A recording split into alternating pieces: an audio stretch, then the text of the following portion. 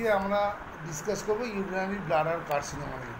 আমরা জানি ইউরিনারি ব্লাডারের মধ্যে যে এপিথেলিয়াম সেল আছে, সেই এপিথেলিয়াম সেলে যখন আনকন্ট্রোলড সেল ডিভিশন বা আনকন্ট্রোলড সেল গ্রোথ হয়, তখনই তাকে ইউরিনারি ব্লাডার কার্সিনোমা বলে।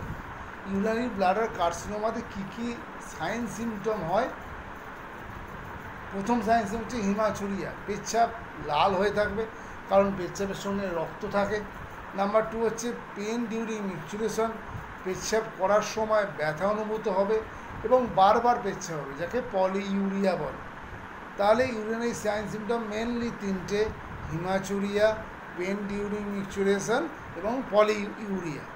এবার কী কী কারণের জন্য ইউরিনারি ব্লাডার কার্সিনোমা হয়?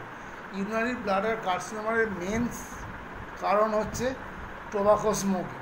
এছাড়া কিছু অকুপেশন আছে, যে অকুপেশনে লোকেদের কিন্তু ইউরিনারি ব্লাডার কার্সিনোমা হওয়ার চান্স খুব বেশি। যেমন যারা বাস ড্রাইভার, যারা রাবার ওয়ার্কার, যারা মোটর মেকানিক্স, যারা লেদার ওয়ার্কার, যারা ব্ল্যাক স্মিথ, যারা এমনি মেকানিক, তাদের কিন্তু ইউরিনারি ব্লাডার কার্সিনোমা হওয়ার চান্স অনেকটাই বেশি। এছাড়া যারা হেয়ার ড্রেসার, তারা যে হেয়ার ড্রাইটা পার্মানেন্ট হেয়ার ড্রাই ইউজ করেন, সেই হেয়ার ড্রাই থেকেও কিন্তু ইউরিনারি ব্লাডার কার্সিনোমা হওয়ার রিস্ক অনেকটাই বেড়ে যায়। কিছু কিছু জিনিস আছে যে জিনিসগুলো ইউরিনারি ব্লাডার কার্সিনোমা হওয়াটা আটকায়। তার মধ্যে কিছু ফ্রুটস এবং ইয়েলো অরেঞ্জ, যার মধ্যে সেলিয়াম জাতীয় জিনিস থাকে, তারা কিন্তু ইউরিনারি ব্লাডার কার্সিনোমাটা আটকায়। এছাড়া সাইট্রাস ফুড, টক জাতীয় জিনিস, যেমন আমলকি, লেবু, এই জিনিসগুলো কিন্তু ইউরিনারি ব্লাডার কার্সিনোমা অনেকটাই প্রোটেক্ট করতে সহায়তা করে। ইউরিনারি ব্লাডারকে আমরা কীভাবে কনফার্ম করবো যেটা ইউরিনারি ব্লাডারকে কার্সিনোমা? যদি সিস্টোস্কোপির সময় বায়োপসি করে ইউরিনারি ব্লাডারে কার্সিনোমাকে কনফার্ম করা হয়। মডার্ন সায়েন্সে সাধারণত ইউরিনারি ব্লাডার কার্সিনোমার কী কী ট্রিটমেন্ট আছে?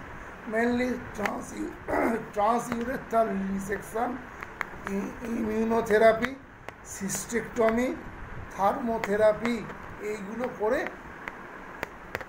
ক্যান্সারটাকে বা অ্যাবনর্মাল গ্রোথকে বাদ দেওয়া হয়, দিয়ে আয়ুর্বেদিক ওই মডার্ন সায়েন্সে ট্রিটমেন্ট করে।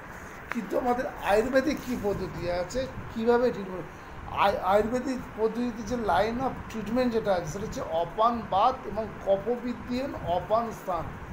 এই দুটো লাইন অফ ট্রিটমেন্ট হচ্ছে আমাদের আয়ুর্বেদিক ট্রিটমেন্ট। কেন? এটা অপান বায়ুস্থান, অপান বায়ুস্থানে যদি কফ বৃদ্ধি হয়, তখনই ইউরিনারি ব্লাডার কার্সিনোমা হয়। এবং যখন হিমাচুরিয়া থাকে, তখন বলা হয় রক্তানুবন্ধ, এই অপান বায়ু এবং কফস্থানে যখন রক্তানুবন্ধ, তখন হিমাচুরিয়া হয়। এবার এই ইউরিনারি ব্লাডার কার্সিনোমা মেনলি দুটো ফেজে ট্রিটমেন্ট করা হয়। ফেজ 1-এ সাধারণত যে ওষুধগুলো ইউজ করা হয়: বরুণাদি কষায়, পুনর্নবাদী কষায়, বৃহত্তাদি কষায়, তৃণপঞ্চমূলাদি কষায়, চন্দ্রপ্রভা, শিবাগুলিকা, দশমূলা, হরিতকি, লেহম, এগুলো দেওয়া হয়। যদি এতে এবং এই রোগে যদি পেচ্ছাপ করতে খুব ব্যথা হয় থাকে পেশেন্টে, তাহলে কিন্তু গক্ষুরাদি গুগ্গুল আর বৃহত্তাদি পানীয় অ্যাড করা হয়। ফেজ 2-তে কী ট্রিটমেন্ট করা হয়? ফেজ 2 মানে যখন পেশেন্টের অগ্নিবল খানিকটা বাড়ে এবং পেশেন্টের আম অবস্থা কেটে গিয়ে নিরাম অবস্থা আসে, তখন সাধারণত ঘৃত পান করানো হয়। ঘৃত পানের মধ্যে ধন্বন্তরম ঘৃত, বৎসময়ন্ত ঘৃত, সুকুমারম ঘৃত দেওয়া হয়।